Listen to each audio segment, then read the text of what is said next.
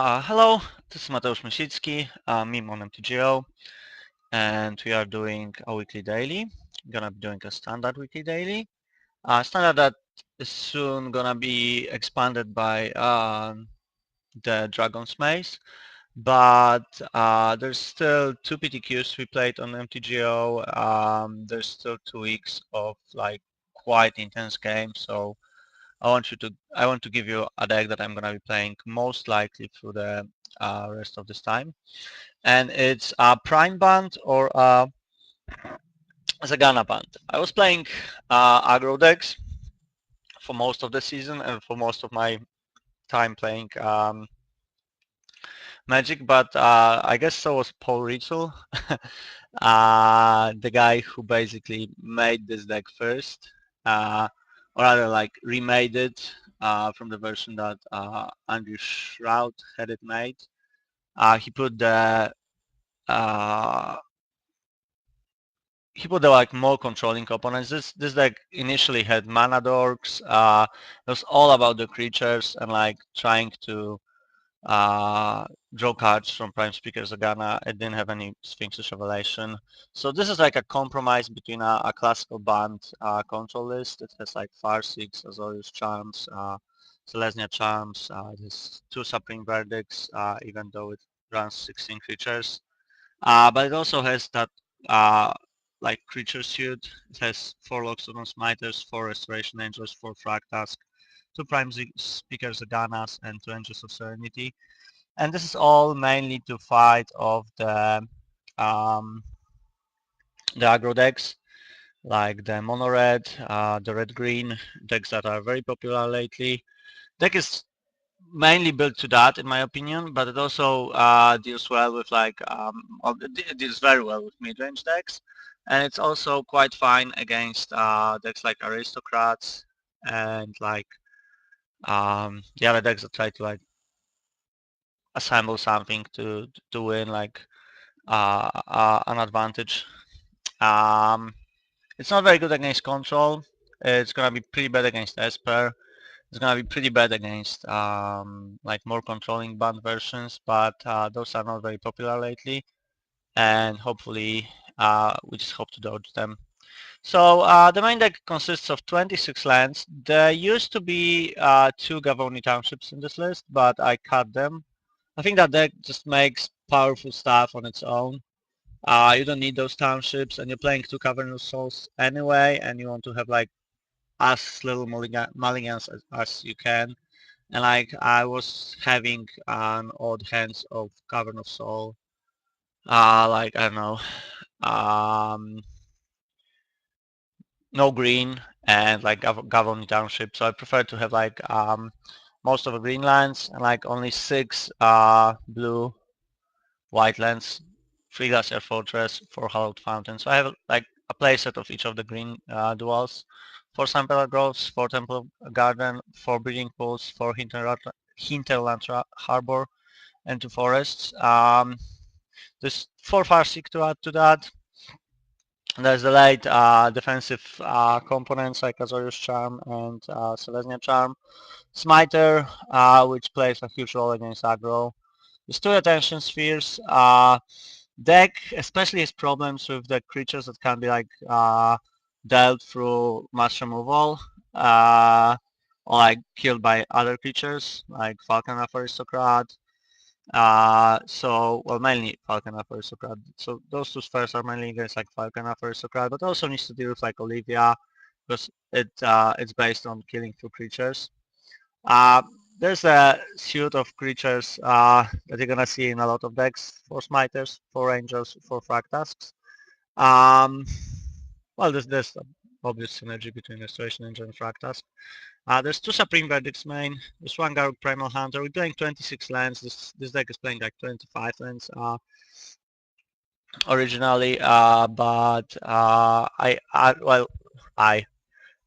Joe Spanier, who won WMCQ with it, and like a few people added a 26 land, and they added a Garruk as a like additional draw spell. It's playing 2 Prime Speaker Zeganas, 2 Angels of Serenity, to finish off the game. You will often draw like half of your deck, so You will draw them initially. And 3 Sphinxes Revelation. I'm not sure if it shouldn't be 4 Sphinxes Revelation, but like every list I saw it 3 Sphinxes Revelation, maybe like because of the prime speaker. So I'm testing 3 as well. It worked out fine so far. Okay, and there's the sideboard. The sideboard has, like, this is an anti-control package, and often Witchbane Orb is also gonna be in this package. Especially if you're playing against Esper, like other band deck that like tries to mill you with the old style.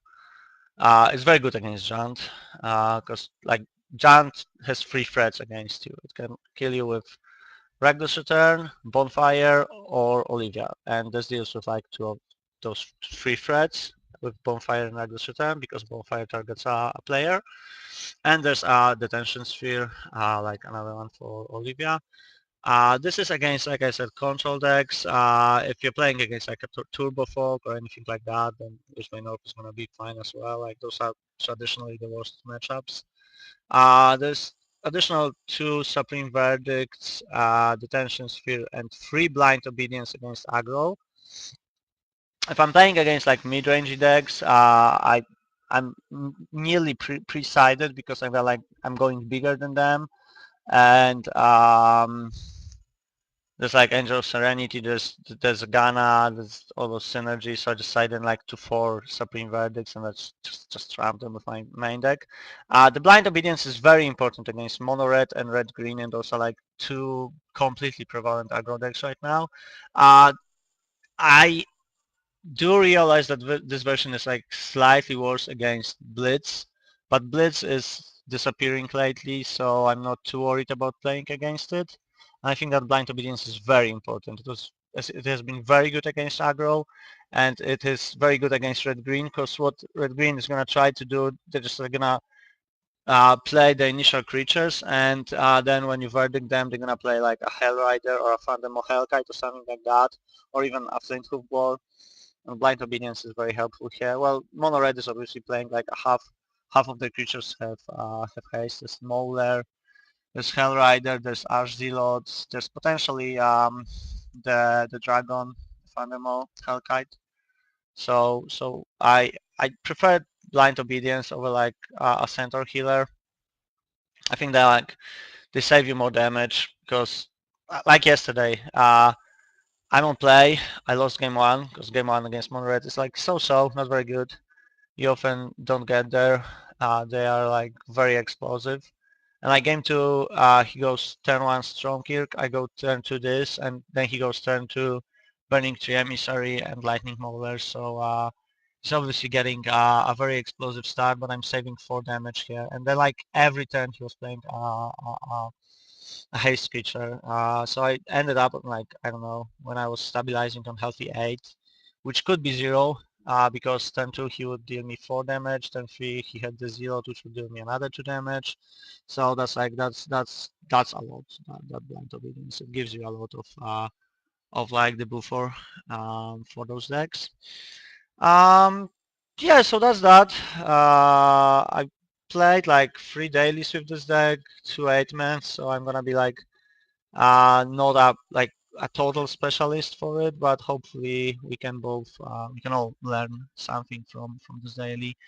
And like I said, the deck was having a lot of success. Joe Spanier won a WMCQ with it, I think in the Star City games. Porridge got to the top 8 of the WMCQ with a slightly different version. It's having a very good results on Mtgo, so it's very powerful as well, as I was saying. So yeah, see you around 1.